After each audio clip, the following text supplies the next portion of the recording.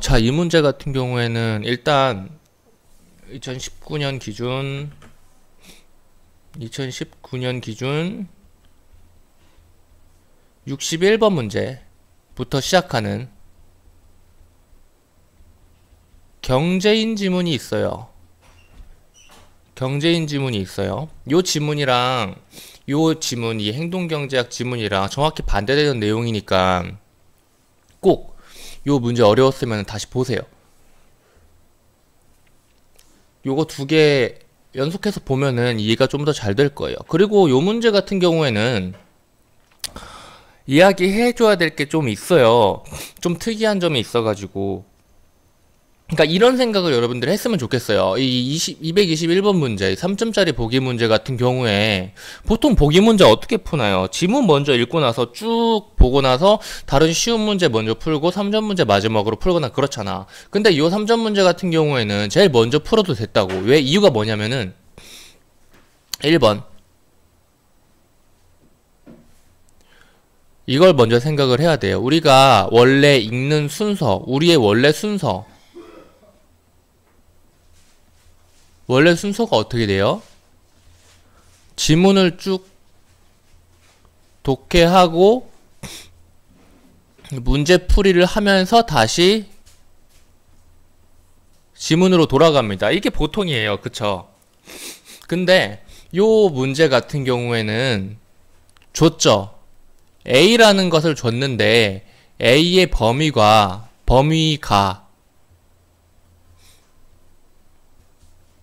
지문의 맨 앞이에요. 그쵸? 지문을 독해할 때 지문의 맨 앞에서부터 읽기 시작하죠. 그래서 지문 맨 앞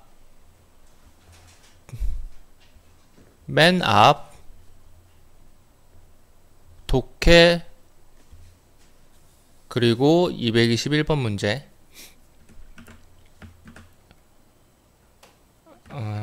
3점 문제라고 할까요? 보기 문제.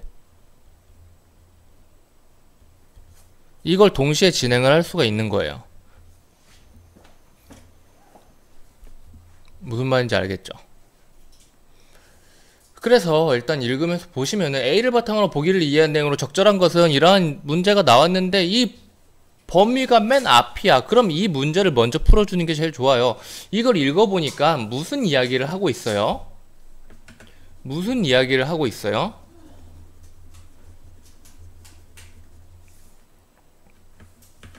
행동경제학에 대해 이야기를 하고 있죠.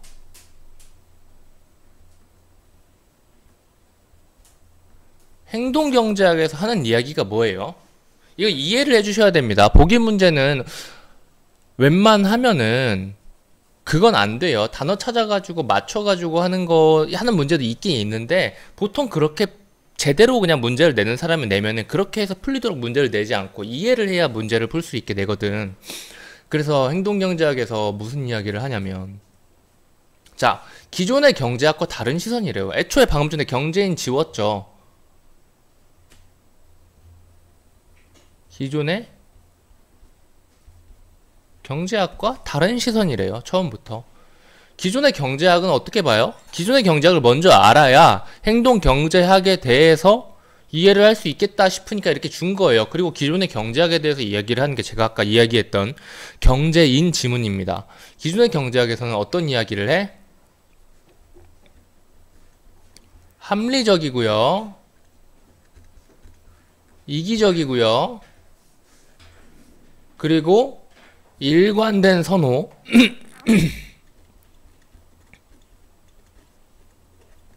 그러니까 좋아하는 게 항상 정해져 있다 이거예요. 그리고 효용 극대화. 요런 방안으로 기존의 경제학에서 이야기하는 경제인 이런 사람을 바로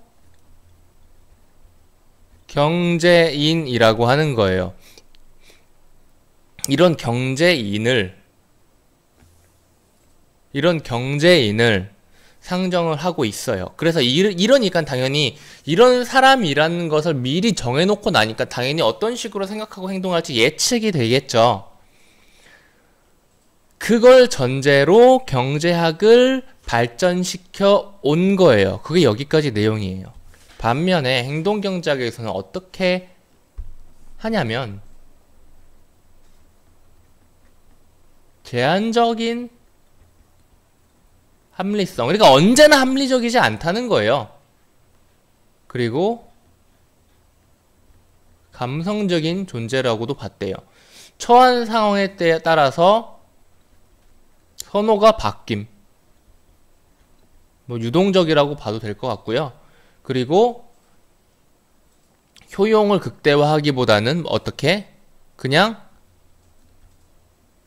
적당히 여기다 쓰지 말고 위에다 씁시다. 적당히 만족. 효용 극대화가 아니라 적당히 만족. 그리고 기존의 경제학이 가정하는 인간관을 지나치게 이상적이고 비현실적이라고 비판해요. 이것만 봐도 지금 행동경제학 얘네가 조금 더 유들유들하다는 걸 알 수 있지 않나? 기존의 경제가 되게 딱딱하고 빡빡해 보이는데 행동경제가 되게 좀 사람을 좀 유도리 있게 보고 있다 라고 생각을 할 수 있겠죠. 그래서 때로는 이타적인 행동도 하고요. 그리고 제한적 합리성이기 때문에 어떻게 보면은 다른 이런 말로 또 바꿀 수가 있죠. 때로는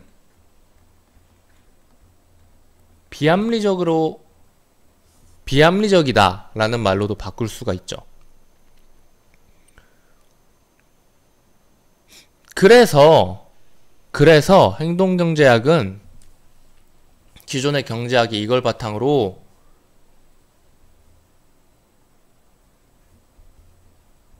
예측을 하는 것에 반해 행동경제학은 예측이 아니라 실제 하는 인간을 연구의 대상으로 해요. 그러니까 이 사람들은 그러니까 보통 그거예요. 이러할 것이다 이게 아니고 이러할 것이다는 예측이잖아. 이게 아니라 실제로 이런 실험을 해봤는데 결과가 이렇더라. 그래서 이렇게 정리할 수가 있겠다라고 이야기를 하는 거예요. 여기까지가 이 문제를 통해서 이 문제 강의 요청한 학생한테 제가 말해주고 싶었던 거고요. 이제 문제를 풀어볼까요? 사실 중요한 거는 이 경제인 지문을 다시 보고 나서 다시 풀고 그 다음에 이거예요. 요건 그냥 지문 내용 정리한 거긴 한데 어찌됐건 이 내용은 기존의 경제학과 행동경제학을 비교하는 지문에서 뭐 언제나 기본 전제로 깔고 있는 이 지문에 처음에 나왔듯이 언제나 기본 전제로 깔고 있는 내용이기 때문에 암기할 필요는 없지만 이해는 꼭 해주셔야 돼요. 알겠죠? 이제 문제를 풀어볼까요? 최후 통첩 게임인데 두 명의 참여자 A, B가 1회에 한해 돈을 분배하는 게임이다. 이 밀고 합시다. 이제 여기만 지울까? 자, 그래서 A가 그냥 이런 게임이야. 니들 둘이 돈을 가르는데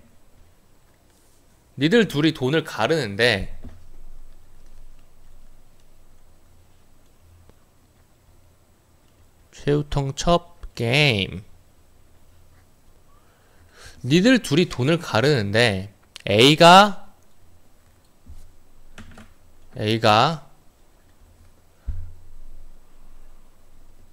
제안하고 B가 수용하거나 거절합니다. 그쵸? 그런데 이거예요. 그러니까 뭐 실험한 결과부터 이야기를 하고 있는데 사실은 이 생각을 해 주셨어야 돼요. 요 경제인 지문을 우리는 봤으니까 이 생각은 했었어야 돼요. 경제인이라면 기존 경제학에서 이야기하는 이 경제인이라면은 제안 자체를 어떻게 해야 되느냐, 어떻게 하겠느냐. 나누지 않고 다 먹어야 해요. 무슨 말인지 알겠어요? A가 제안을 한다면 기존의 경제인이라면 나누지 않고 다 먹어야 해요. 그런데 있죠. A가 경제인이 아니라 행동경제학에서 이야기하는 사람이라면 행동경제학에서 지금 이제 빨간색으로 기존의 경제학을 이야기를 하고 파란색으로 행동경제학 쪽을 봅시다. 그러니까 이 빨간색은 경제인, 그리고 파란색은 행동경제학적인 사람인데요.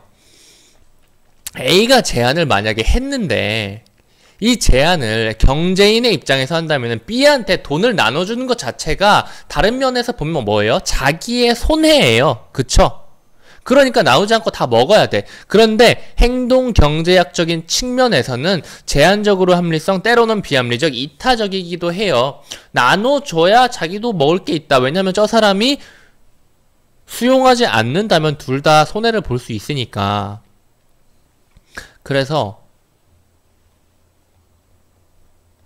나누어 준다가 되는 거예요. 이게 뭐라고요? 때로는 비합리적이고 이타적인 생각을 한 거죠. 이제 이 나누지 않고 다 먹는 경우에는 B는 뭐 수용하거나 거절하거나 뭐 이게 그렇게 중요한 게 아니죠. 거절하겠지. 지가 돈 받을 게 없는데. 그렇지 않나요? 그러니까 경제인적인 생각으로 둘 다를 맞춰준다면 이런 거예요. A도 경제인이고 B도 경제인이면은 A가 다 먹으려 해. B는 자기한테 빵원이 오네요. 자기가 얻는 이득이 없죠. 그러면 그냥 거절하는 거예요. 그럼 둘 다 손해를 보게 되겠죠. 둘 다 경제인일 경우에는 둘 다 망하게 되는 게임인 거죠. 그래서 어찌됐건 간에 나눠줘. 행동경제적에서 봤을 때 나눠준다라는 선택지가 있었다면 B는 이렇게 내려와야 돼. 얘 나눠준다면은 B가 만약 경제인이라면 돈이 얼마가 됐건 간에 A가 나눠준다는 결정, 제안을 한다는 것은 B는 빵원에서 어찌 됐건 간에 무조건 이득, A가 1원이라도 나눠주면은 무조건 이득이 생기는 상황이기 때문에 무조건 B는 수용을 합니다. 다른 사람 신경 쓰지 않고 자기의 이득이 생기게 된다면, 거절하면 B가 얻게 되는 돈은 A랑 상관없이 빵원이고, 수용하면 어찌됐건 A가 제안한 돈은 얻게 되기 때문에 무조건 수용을 하게 되겠죠. 그런데 그게 아니라 행동경제학적인 측면에서 이 새끼 너무, 그러니까 A 이 새끼 너무 이기적인데?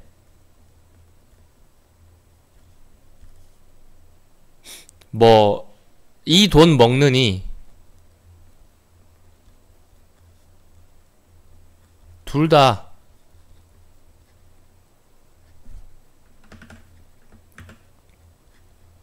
엿되자.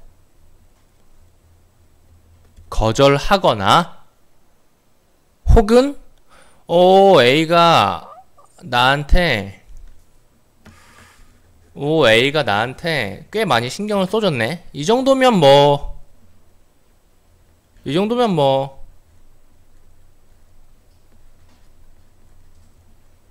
괜찮은 듯? 이라고 해서 수용을 할 수가 있는 거겠죠. 오케이?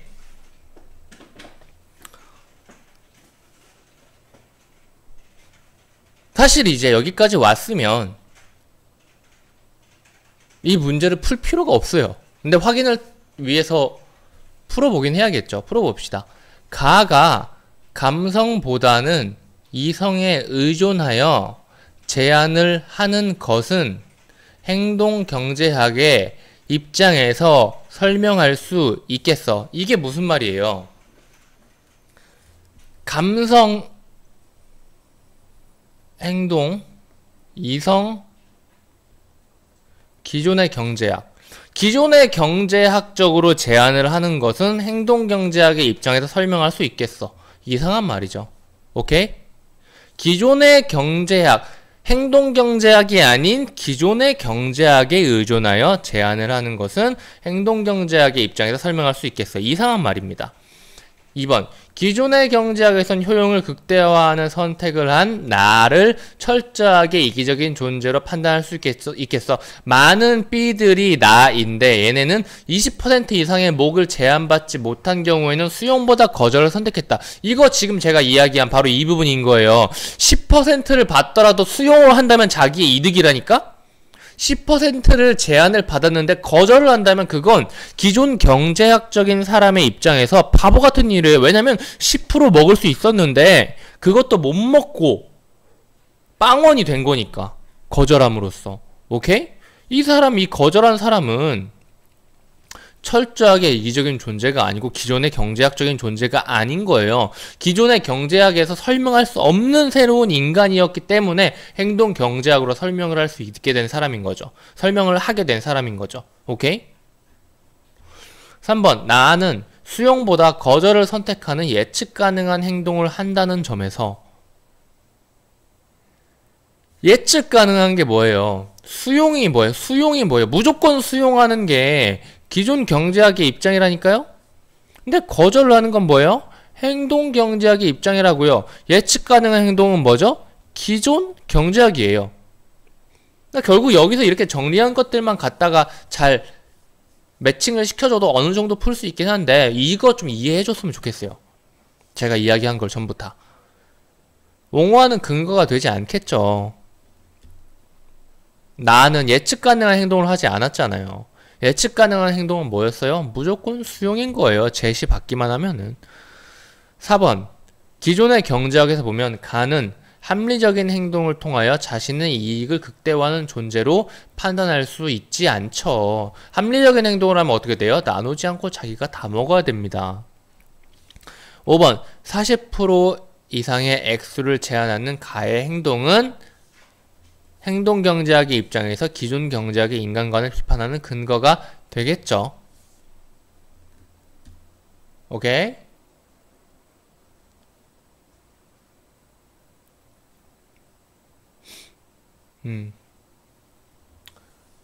행동경제학은 그러니까 굳이 따지자면 기존의 경제학이 가정하는 인간관은 지나치게 이상적이고 비현실적이라고 비판한다라고 이야기를 하는데 굳이 이걸 근거로 잡지 않아도요. 전부 다 읽고 나면은 그건 있을 거예요. 읽고 나면은 행동경제학과 기존 경제학이 같지 않다. 이렇게 쓰면 잘 안 보이나? 비판할 수 있겠군 해서 지문에서 비판이 나왔다 이렇게 해서 비판을 할 수 있는 근거가 생기는 게 아니라 행동경제학과 기존 경제학에 다르지 않은 어떤 부분이 있죠. 여기서 지문에서 이걸 비판할 수 있다, 없다. 여기에서 나오는 거예요. 얘네 둘이 다른 점이 있어요. 다른 점이 있어. 차이가 있어. 이 차이가 존재한다면 이 차이가 바로 비판의 근거가 될 수 있는 거예요. 오케이? 그렇다면 5번 역시도 기존 경제학 입장에서는 40% 이상의 액수를 제한할 일이 없겠죠. 행동 경제학 입장에서 그건 설명할 수 있네? 그러면은 행동 경제학의 입장에서 기존 경제학을 비판할 수 있게 되는 겁니다. 이야기를 되게 오래 했는데 사실 이 문제를 풀 때 걸리는 시간은 엄청 조금 걸려요. 오케이, 무슨 말인지 알겠죠? 그런데 그 이면에는 이 정도의 생각이 숨어져 있는 겁니다. 다 이해를 한 다음에 스스로 이렇게 한번 구분을 지으면서 뭐가 기존의 경제학이고 뭐가 행동 경제학이고 그래서 뭐가 말이 안 되고 이런지 스스로 구분을 지으면서 풀면 오래 걸리는지 조금 걸리는지 체크를 해보세요. 간단하게 시간이 아주 조금 걸리고 조금 적게 시간이 아주 적게 들고 그렇게 풀려야 됩니다. 여기까지 할게요.